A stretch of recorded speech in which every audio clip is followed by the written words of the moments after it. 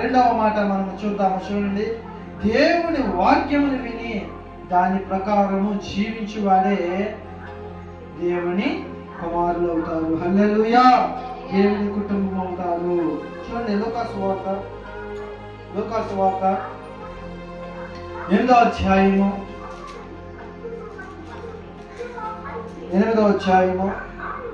19వ వచనం నుంచి చూద్దాం. చూడండి, 21వ వచనం చూద్దాం. 19 కాదు, 21వ వచనం నుంచి. అందుకైన దేవుని వాక్యము విని దాని ప్రకారము జరిగించు వీరే నా తల్లియు నా సహోదరులనని వారితో చెప్పాను. హల్లెలూయా. ఇక దేవుడి చిత్తము చెప్పున జరిగించి వారు ఎవరైతే ఉన్నారో వారు దేవుని కుటుంబము. మొదటిది అది ఏంటంటే దేవుని చిత్తము చెప్పున ఏం జరిగించాలి అంటే కనుక మనని వలె మన పొరుగు వారిని ప్రేమించడం దేవుడి చిత్తము, అలా జరిగించాలి. ఇక రెండవది ఏమిటి అంటే దేవుని వాక్యము చెప్పున, దేవుని వాక్యమును విని దాని ప్రకారము జరిగించు వారి చెప్పున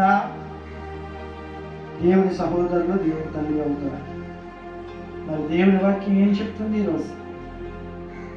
దేవుని వాక్యం ఏం చెప్తుంది అంటే గనక చూడండి, మత్తయి సువార్త 4వ అధ్యాయము. దేవుని వాక్యం ఏం చెప్తుంది అంటే గనక మత్తయి సువార్త 4వ అధ్యాయము 17వ వచనము చూసినట్లయితే దేవుని వాక్యం ఏం చెప్తుంది? అప్పటి నుండి యేసు పరలోక రాజ్యము సమీపించి ఉన్నది గనుక మారు మనసు పొందుడు అని చెప్పుచు ప్రకటింప మొదలు పెట్టను. ఆయన ఏం ప్రకటించుచున్నాడంట?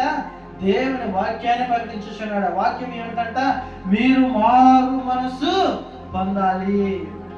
మారు మనసు పొందితే దేవుని రాజ్యం సమీపించి ఉన్నది, ఆ రాజ్యంలోనికి మనము ప్రవేశించగలము. అలాగా ఆ మాటను మనం విని మారు మనసు పొందగలిగితే దేవుడి కుటుంబముగా మనం మార్చబడతాం. హల్లెలూయా. అలా మనం మార్చబడాలి అంటే కనుక ఏం చేయాలంటే దేవుని మాటలు మనము శ్రద్ధ కలిగి వినాలి. వాస్తవానికి ఈ లోకంలో మారు మనసులు ఎన్ని రకాలు అంటే 2 రకాలు మారు మనసులు ఉన్నాయి. 2 రకాల మారు మనసులు ఉన్నాయి. ఆ మారు మనసులు ఏమిటి అంటే కనుక దుఃఖించేటువంటి మారు మనసులు. దేని కొరకు నువ్వు దుఃఖిస్తున్నావు? దేని కొరకు నువ్వు చింతిస్తున్నావు? లోకంలో ఉన్న వాటి కొరకు నువ్వు దుఃఖిస్తున్నావా? అయితే ఆ దుఃఖ మారు మనసు నిన్ను మరణంలోకి తీసుకువెళ్తుంది. లేదు, దేవుని రాజ్యము కొరకే నీవు దుఃఖిస్తున్నావా? అయితే అది నిన్ను నిత్యత్వంలోనికి నడిపిస్తుంది. చూడండి, కొరింథీయులకు రాసినటువంటి 2వ పత్రిక, అపోస్తలుడైన పౌలు కొరింథీయులకు రాసినటువంటి 2వ పత్రిక 7వ అధ్యాయము. కొరింథీయులకు రాసినటువంటి అపోస్తలుడైన పౌలు గారు కొరింథీయులకు రాసినటువంటి 2వ పత్రిక 7వ అధ్యాయము 9-10 వచనములు మనం చదువుతాం. చూడండి, మీరు దుఃఖపడితేనని సంతోషించుట లేదు, కానీ మీరు దుఃఖపడి మారు మనసు పొందితిరని ఇప్పుడు సంతోషించుచున్నాను. ఏలయనగా ఏ విషయంలోనైనాను మా వలన మీరు నష్టము పొందకుండుటకై దైవ చిత్తానుసారముగా దుఃఖపడితిరి. దైవ చిత్తానుసారమైన దుఃఖము రక్షణార్థమైన మారు మనసును కలుగు చేయును.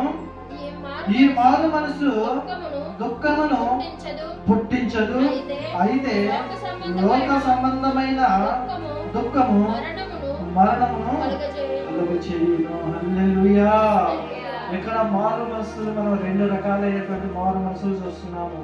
మారు మనసు పొందిన తర్వాత నీవు దేవుని చిత్తముల కొరకు, దేవుని రాజ్యము కొరకు ప్రయాసపడుతూ దాని కొరకై ఏమైనా దుఃఖపడుతున్నావు అనుకోండి, దేవుని రాజ్యం కొరకై దైవ చిత్తానుసారమైన దుఃఖము నీకు కలిగింది అనుకోండి, అది మంచిదే.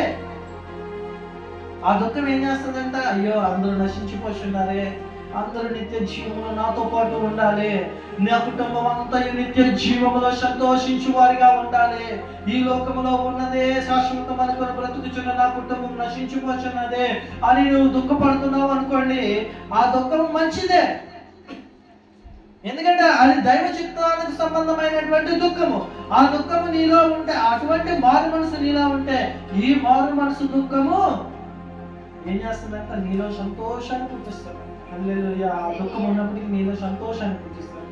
లేదు, నీలో లోక సంబంధమైన దుఃఖం ఉన్నదనుకోండి, అది ఏం చేస్తుందంట?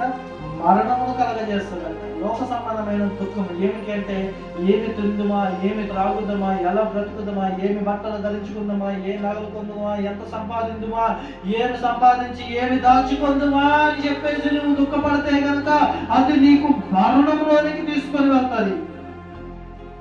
కాబట్టి అటువంటి దుఃఖము లేకుండా మనము దైవ చిత్తానుసారమైన దుఃఖమును కలిగి ఉండాలి. ఆ మారు మనసును మనం కలిగి ఉండాలి. దేవుడి వాక్యం ఏమని చెప్తుంది అంటే కనుక, ఇదిగో పరలోక రాజ్యం సమీపించి ఉన్నది కాబట్టి మీరు మారు